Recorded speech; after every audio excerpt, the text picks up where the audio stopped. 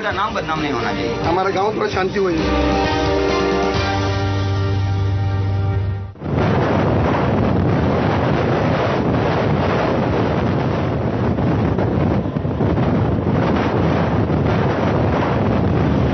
Bhatkal town Mangalore से करीब 150 kilometre दूर समंदर किनारे बसा है। भटकल दरअसल तहसील है जिसकी आबादी करीब 40,000 है, जिसमें हिंदू और मुसलमान दोनों रहते हैं। उत्तरी कर्नाटक में बसे इस छोटे से शहर के लोगों का व्यवसाय मछली पालन और खेती बाड़ी है। इसके अलावा ज्यादातर लोग दुबई में काम करते हैं। लेकिन आज पूरे देश में भटकल की पहचान आतंकी के गांव की बन गई है। पहले रियाज और इकबाल भटकल भाइयों की वजह से और अब यासीन भटकल यानी अहमद सिद्दी बापा की वजह से। देश में हुए कई धमाकों का मास्टरमाइंड यासीन भटकल गुरुवार को भारत नेपाल सीमा पर पकड़ा गया। यासीन का घर तलाशना यहाँ कोई बड़ा काम नहीं। सबको मालूम है कि मीडिया उनके गांव में बार बार क्यों आता है। भटकल के अंदर जाते ही हम थोड़ी देर बाद अहमद के घर पहुंच गए।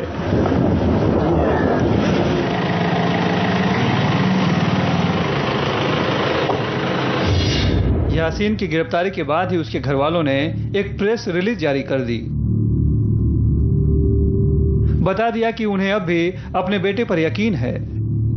भटकल में यह है मखदूम कॉलोनी और ये हनुमान रोड है। इसी हनुमान रोड पर जुमा मस्जिद है।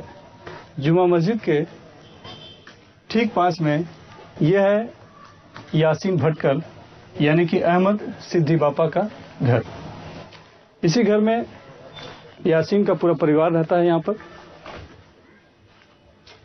उसके पिता, चाचा, भाई और चचेरे भाई सभी लोग इसी घर में रहते हैं। पिता जो दुबई में रहा करते थे वो भी अब यहाँ पर आए हुए हैं और इसी घर में हैं। हमको यहाँ आए अब 2 घंटे बीत गए। हमें मालूम है कि यासीन के किए गए सवाल हम उसके पिता से पूछ रहे हैं, जो किसी भी हाल में परिवार को नागवार गुजरता है। हम कोशिश करते रहे, सोचा कि वो कुछ खुलकर बोलेंगे। काफी मशक्कत के बाद वो तैयार हो गए। सदी हुई बात की, वही बात जो वो पहले से कर रहे हैं। यासीन भटकल का नाम नहीं और वो गायब हो गए 7 साल हो। बॉम्बे दुबई में उसको आया था, उसको लाया था, अच्छी नौकरी थी। वो एक जगह दुकान लगाया। तो उसको बोला दुकान नहीं लगा उधर, अच्छा नहीं, खर्चा बहुत है, खर्चा बहुत आता है इधर, तो मुश्किल हो सकता है, तुम दुकान नहीं लगा। वो लगाया था, हम ओपनिंग को भी नहीं किया, अच्छा पोज एरिया में लगाया था। फिर उसके बाद दुकान लगाया, 1 महीने के बाद फिर वो फोन उठाता ही नहीं था। हम खबर किया तो दुकान बंद हो गई। हम उधर पुलिस के पास गया, बोला ऐसा हुआ है। तो बोला कुछ कारोबार है, किया था, बोले हाँ दुकान चेक का मामला, फिक्र नहीं करो, वो आएगा। उससे हमको कुछ उसके बाद पता भी नहीं वो किधर है, क्या है कुछ। उसके बाद 3 साल के बाद अखबार में नाम आना शुरू हो गया, यासीन भटकल, यासीन भटकल। हम बोले यासीन भटकल कहाँ से आया। इससे ज्यादा हम नहीं बोला। हम समझा, हमारी बीवी रोने लगी, वो चिल्लाने बोला। हम बोला वो मर गया होगा कुछ, हम तो अगर जिंदा होता तो खबर देता था, हम तुम सबर करो बोल के उसको बोला। इससे ज्यादा हमको कुछ नहीं। तो आप लोगों ने खोजने की कोशिश नहीं की? उधर दुबई में गए। दुबई में ऐसे बहुत केस होता है, जो चेक नहीं देता, दुकान चलता है, आदमी भाग जाता है। यानी उसके बाद अब आज आप लोग को पता चला कि वो आपका बेटा है? वो नहीं, अभी भी हमको डाउट है। जब तक उसको ये नहीं देखेगा, चेहरा नहीं देखेगा, हम नहीं बोल सकते ये यही है अहमद, इसका नाम अहमद वो है या दूसरा है, हम कुछ नहीं बोल सकते। ये जब आपको मतलब इस तरीके से अखबार से जैसे आप बोल रहे हैं कि पता चले, तो उसके बाद किस तरीके का परेशानी का सामना करना पड़ेगा? घर में कोई आता नहीं भाई, क्या कितना परेशानी। इधर घर में रिश्तेदार नहीं आता, कोई हमारा ये नहीं आता, कोई अबाब नहीं, शादी के लिए कोई नहीं आता, कुछ हमारा दोस्त हमारे घर में नहीं आता। हम लोग अब एक दिन में एक दिन मर रहा है, एक दिन में जी रहा। आपको लगता है कि वो ये कर सकता है? क्योंकि ये जो आरोप लगा है बहुत गंभीर है। जब तक इधर हमारे पास था एकदम संजीदा, एकदम नीज था, कोई मोहल्ले वाले को पूछो, मोहल्ले वाला भी नहीं बता सकता कुछ करने वाला है। उसके 7 साल के अंदर किधर गया, क्या गया, उसके बाद हमको कोई। पिता के पास अपनी कहानियां हैं, जिसे पूरा देश मोस्ट वांटेड कह रहा है। जरूरी नहीं कि उसके गांव के लिए भी वो वही हो। यासीन भटकल की गलियों में पला बढ़ा। तीसरी से लेकर 7वीं तक की पढ़ाई उसने इसी नौनिहाल सेंट्रल स्कूल में की। उसके बाद वो अंजुमन बॉयज़ स्कूल में पढ़ाई करने लगा। यासीन ने यहाँ पढ़ाई की है, इनमें स्कूलों का कोई दोष नहीं, लेकिन बदनामी इस कदर हुई है कि लोग बात करने से भी कतराते हैं। यासीन कानून की निगाह में जब तक आतंकी साबित नहीं हो जाता तब तक वो सिर्फ आरोपी है। उसके गांव वालों को मालूम नहीं कि वो कैसे बदला है, बदला भी है कि नहीं। ये अपनी पुरानी यादाश्त के हिसाब से उसको बढ़िया इंसान ही मान रहे हैं। मैं बड़ी मुश्किल से कुछ लोगों को तैयार कर पाया कि कुछ बात हो। आपने कभी देखा यासीन को? आगे वो 10 साल वाले देखा, उसके पहले बचपन में इधर ही 10 साल तो बचपन में कैसा था? बहुत अच्छा, उसमें कोई लड़का खराब नहीं। हाँ, काम तो मतलब नमाज पढ़ा घर पे आए फिर अचानक से वो कैसे मोल्ड हो गया होगा? आपने कभी देखा होगा बचपन में छोटा था तभी? हाँ, पहले मुलाकात हुआ है नदी में नमाज अभी मैं बहुत साल पहले। बातचीत में कैसा था? मैं बहुत अच्छा लगा। पता नहीं सब क्या है, पता नहीं। दुकान में भी बैठता रहा। हाँ,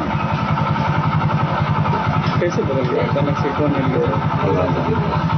ये रियाज और इकबाल की वजह से हो गया? हो भी सकता है। रियाज और इकबाल यहाँ पे कितने यहाँ के नहीं, वो सोच के वो साइड पे मदीना का दुबई में था। दुबई से ही बात तो कुछ ऐसा कुछ गुस्से में बाप बेटे के बीच में ऐसा कुछ बात हो।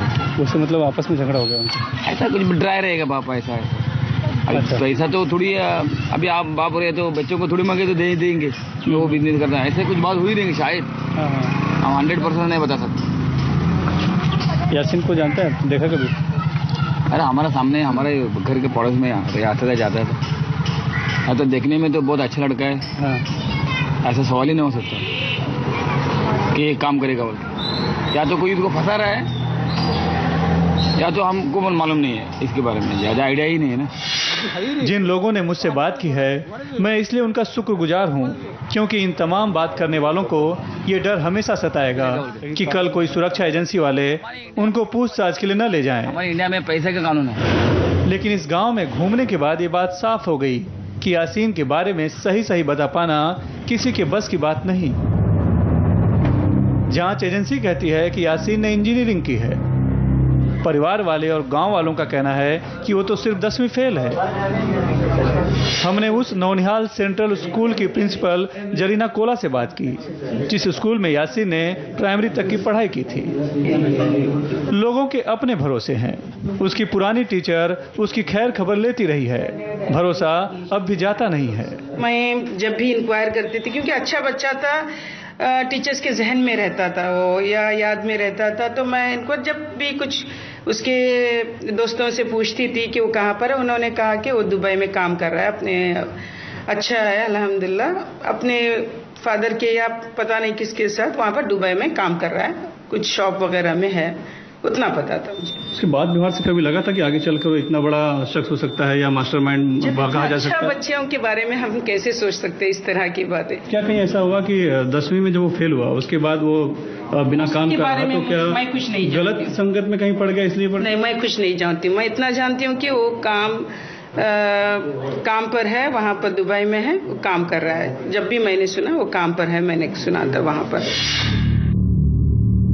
यासीन हो, रियाज या इकबाल, तीनों का सरनेम भटकल नहीं है, लेकिन पुलिस रिकॉर्ड में उनके नाम के आगे भटकल जुड़ जाने से ये छोटा और खूबसूरत शहर इतना बदनाम सा हो गया है कि यहाँ के हर शख्स को शक की निगाह से देखा जाता है।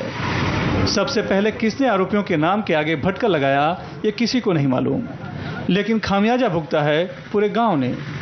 भटकल तो भटकल गांव का नाम है, वो इंडिविजुअल एक लड़का है, सिद्धिया पाया जो है इंडिविजुअल एक लड़का है। ये खाली भटकल का नाम भटकल बोल के सब हाईलाइट करके भटकल का नाम खराब कर रहे हैं। मैं नहीं कहता हूँ कि यासीन बचपन इसमें मुलविस नहीं है, मुलविस होगा, इसका मतलब कि नहीं है कि एंटायर आप भटकल का नाम लेके भटकल हाईलाइट करें, ये अच्छी चीज नहीं लगती है मुझे। हम भी भटकल वाले हैं, भटकल से दूसरे शहर पे गए तो आपका तो एड्रेस पूछते हैं, भटकल बोल के झूठ नहीं बोल सकते, तो एड्रेस प्रूफ देना है। एड्रेस प्रूफ देने के बाद हम लोग भी जाने के बाद भी लोगों के लिए भटकल वाला है क्या है, एक बैग भी लेके नहीं जा सकते, कुछ भी नहीं लेके जा सकते।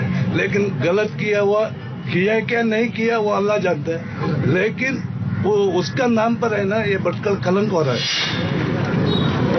ऐसा माना जाता है कि गरीब और अनपढ़ लोगों को बरगलाकर उन्हें आतंकी बनाया जाता है, लेकिन अगर यासीन आतंकी है तो हमें इस कहानी को बदलना पड़ेगा। यहाँ लोग खाते पीते घर के हैं, यहाँ चारों तरफ बड़े और अच्छे बंगले हैं, बड़ी बड़ी कोठियाँ भी हैं और रहने वाले भी व्यापारी और अपने काम और घर परिवार में मस्त रहने वाले। पैसे की कमी नहीं तो फिर बरगलाने का काम कौन और क्यों कर रहा था? बहुत वेल टू डू लोग हैं और इनको जीने का अंदाज आता है। ये पैसा बचा के जमा के रखते नहीं है, जितना कमाते हैं उससे ज़्यादा खर्च करते हैं और ज़्यादातर शो ही रहते हैं। इस वजह से ज़्यादा यहाँ पे वो शोशा ज़्यादा है, वरना कमाई भी अच्छी है और खाते पीते और उसको इस्तेमाल भी अच्छा करते हैं। यानी अपने काम से और अपने परिवार से ज़्यादा संबंध ताल्लुक रखते हैं। बिल्कुल संबंध रखते हैं और साल में एक बार तो यहाँ मेला लगता है। गल्फ से सब लोग इधर आते हैं, छुट्टियाँ जब होती हैं, शादियाँ, और इवन जिनकी फैमिलीज पाकिस्तान में हैं वो भी यहाँ आकर शादियाँ करते हैं। यहाँ के बच्चों से शादियाँ करते हैं, यहाँ के लड़कों को वहाँ, वहाँ की लड़कियों को यहाँ। कहीं भी रहो, लेकिन दुनिया भर में, अमेरिका में, चाइना में, सब जगह फैले हुए हैं लोग। लेकिन एक टाइम साल में एक बार तो भटकल आना और यहाँ पे इसके इस जमीन के, धरती के साथ जो लगाव है उनका, उसको दिखाना वो जरूरी समझते हैं। हमने सुना कि जो KFC है जो पूरे विश्व में फेमस है, KFC भी जी। के मालिक यहीं भटकल के रहने वाले? हाँ, वो जुबैर, अमेरिकन जुबैर कहते हैं उनको, वो यहीं के रहने वाले हैं जी। तो इतने संपन्न लोग यहाँ पर रहते हैं, इस तरह के लोग हैं, अपने काम से और अपने परिवार से ज़्यादा ताल्लुक़ रखते हैं, तो ये कैसे जो कुछ लड़के निकल गए और इस तरह से आतंकी राह पकड़ ली? देखिए, आतंकी राह पकड़ ली हम अभी कह नहीं सकते, इसलिए कि अभी तक किसी भी भटकल के आदमी पर आतंक का जुर्म साबित नहीं हुआ है कोर्ट में, in the court of law कहीं भी अभी प्रूव नहीं हुआ है।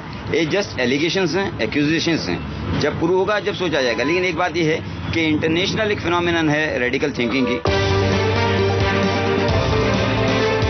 भटकल बहुत अच्छा गांव है, उसका नाम पर है ना, ये भटकल कलंक हो रहा है। भटकल का नाम बदनाम नहीं होना चाहिए। हमारा गांव थोड़ा शांति हो जाए। नाम पर है ना, ये भटकल कलंक हो रहा है। भटकल का नाम बदनाम नहीं होना चाहिए। हमारा गांव थोड़ा शांति हो जाए। भटकल गांव में यासीन ने अपने तार कैसे जोड़े, कैसे उसने अपना नेटवर्क बनाया, इसमें कई कहानी है तो कुछ हकीकत भी। लेकिन जो भी अब तक जांचा परखा है उससे ये जरूर पता चलता है कि गांव का एक लड़का कैसे धीरे धीरे कट्टरपंथ की तरफ बढ़ रहा था। इस गांव में कई कहानियां हैं। कुछ कहानियां मुझे पुलिस से मिली और कुछ खुफिया विभाग वालों की। लेकिन मेरे पास ऐसा कोई पैमाना नहीं कि मैं परिवार वालों और पुलिस वालों की थियरी को तौल सकूं। एजेंसियां कहती हैं कि 10वीं में फेल होने के बाद यासीन बिना काम के था। इसी बीच मुंबई के कुर्ला का रियाज भटकल कथित तौर पर एक हत्या के मामले में पुलिस के डर से भागकर भटकल आया था। कहा जाता है कि यहीं यासीन उसके संपर्क में आया और उसके बाद से यासीन की जिंदगी बदल गई। ऐसे बहुत से हैं जो ना सुरक्षा एजेंसी वाले हैं और ना ही घर वाले। उनके पास अपनी कहानियां हैं, लेकिन वो खुलकर चेहरा दिखाने को तैयार नहीं। 2001 क्या हिंदी परफेक्ट नहीं, लेकिन कोई बात नहीं। इसी में ना पति तारी पंजूम ये यासीन गिटे ना, फर्स्ट टाइम रियाज भटकल यासीन भटकल इधरली क्या बोलते हैं, फर्स्ट माइंड उसका माइंड में आया फर्स्ट। बाद में क्या हुआ उसको, और पासी ने क्या किया तो 3-4 लड़का को उधर से सिमी का लीडर है ना, बिहार से लाके इधर अंजुमन इंजीनियरिंग कॉलेज आके बड़ा मीटिंग करने को ट्राई किया था। अच्छा। उधर बड़ा यूनियन करने के लिए। बाद में इधर का आदमी को मालूम हुआ, उधर का वो प्रीचिंग करता था ना, एक ईयर में वो बोलता है, एक ईयर में यासीन भटकल फुल्ली चेंज जिहाद के बारे में हम कुछ करने का। उसी टाइम उसका वो प्रीचिंग करने वाला उसको गाली दिया था, तुम गलत काम कर रहे हो। बाद में 2002-3 में उधर आर्यन गैंग बनाया था, ये रियाज ने बनाया था ना, वो नासिर का एनकाउंटर हुआ ना प्रॉब्लम में। उसी टाइम ये रियाज को वो बॉम्बे पुलिस ने उसके पीछे पड़ा, वो सीधा भाग के भटकल में आया। ये आ गया ना, ये अपनी यासीन और इसको उसी टाइम कॉन्टेक्ट हुआ, वो सेकंड बेस मिला उसको यासीन को। वो इसको कन्वर्ट करके पूरा चिकमंगलूर लिया, इधर मीटिंग किया। बात करते करते हम गांव के बाहर उस बंगले तक पहुंच गए जहां पर सालों पहले रियाज और यासीन ने मिलकर मीटिंग रखी थी। भटकल में सुंदर और शांत समुद्री किनारा है, शांत बीच है। इस समय हम इस जाली बीच पे हैं। ये जाली बीच जाली गांव के किनारे बसा हुआ है, इसीलिए इसका नाम जाली बीच है। और जाली बीच के ठीक ये बंगलो है। इस बंगलो का नाम बहरीन बंगलो है। दरअसल इसके जो मालिक हैं, बनवाने वाले हैं, वो बहरीन में रहते हैं, इसीलिए इस बंगलो का नाम भी उन्होंने बहरीन दे दिया है। बताया जाता है कि साल 2005 और 6 के करीब इंडियन मुजाहिदीन का जो सरगना है रियाज भटकल ने यासीन भटकल की मदद से इस बंगलों को किराए पर लिया था और इसमें एक मीटिंग बुलाई थी। मीटिंग सिमी की बुलाई गई थी और यहाँ पर देश के अलग अलग हिस्सों से, पुणे से, बिहार से, कर्नाटका से और कुछ भटकल के भी कुछ युवक यहाँ पर मीटिंग में शामिल हुए थे। और यहाँ पर खास करके मौलाना बुलाए गए थे तकरीर देने के लिए। मौलाना ने यहाँ पर भाषण दिया था और लोगों को में एक जोश भरा था कि कैसे देश में उनके साथ खास करके मुसलमानों के साथ अन्याय हो रहा है और कैसे हमें इसका बदला लेना है और आतंकी घटनाओं को अंजाम देना गया है। हालांकि तब जो बात हुई थी वो अमेरिका के खिलाफ ज़्यादा हुई थी, लेकिन उसका इस्तेमाल जो है खास करके हिंदुस्तान के खिलाफ ही किया गया। ये मीटिंग यहाँ पर हुई थी और हम कह सकते हैं कि इंडियन मुजाहिदीन की वो आखिरी मीटिंग थी जिसमें कि पूरा खाका तैयार किया गया था देश भर में आतंकी घटनाओं को अंजाम देने के लिए, देश में आतंक फैलाने के लिए। भटकल के समुद्र के किनारे इसी बंगलों में, जिसका कि नाम बहरीन बंगलो है। ये गांव अभी अपने पीछे और भी कई खबरों और कहानियों को जन्म देता रहेगा, गांव के लोग चाहें या न चाहें। बाहर जाने का मुश्किल हो गया है कि हम भटकल के हैं बोलने का ही हो गया है। अब उसका जो नाम है, जो ये आदमी ये करता है, उसको कर लीजिए और उसके नाम पे बताइए। इस बीच बिहार में पकड़े गए यासीन के बारे में पहली बार सरकार ने इस गांव को इत्तला दे दी है। बता दिया है कि उन्होंने अहमद सिद्दी बापा को पकड़ा है और दिल्ली ले गए हैं। हमें ऑफिशियली लेटर भी आ चुका है कि एनआईए से कि आपके भाई को अरेस्ट कर लिया गया है बोल के, और जो फोटो दिखा रहे हैं वो न्यू बियर्ड वाला, वो मेरा भाई है। अभी इस गांव के अंदर भी बहुत कुछ जरूर बदलेगा। खुफिया विभाग कह रहा है कि जो सबसे पहले इनपुट मिले वो इसी गांव से मिले। यहीं से जानकारी जुटाई गई कि कैसे और कहां से पैसे आते हैं परिवार वालों तक। अगर एजेंसी की इस कहानी पर यकीन किया जाए तो इस गांव में वो भी हैं जिन्हें यासीन भटकल पर शक है। ये कहानियां आने वाले वक्त में नए नए मोड़ लेती रहेगी और बदलते रहेंगे आतंक के चेहरे भी। अभी इकबाल और रियाज पुलिस की पकड़ से दूर हैं। भटकल बहुत अच्छा गांव है, उसका नाम पर है ना ये भटकल कलंक वाला। भटकल का नाम बदनाम नहीं होना चाहिए। हमारा गांव थोड़ा शांति हो जाए।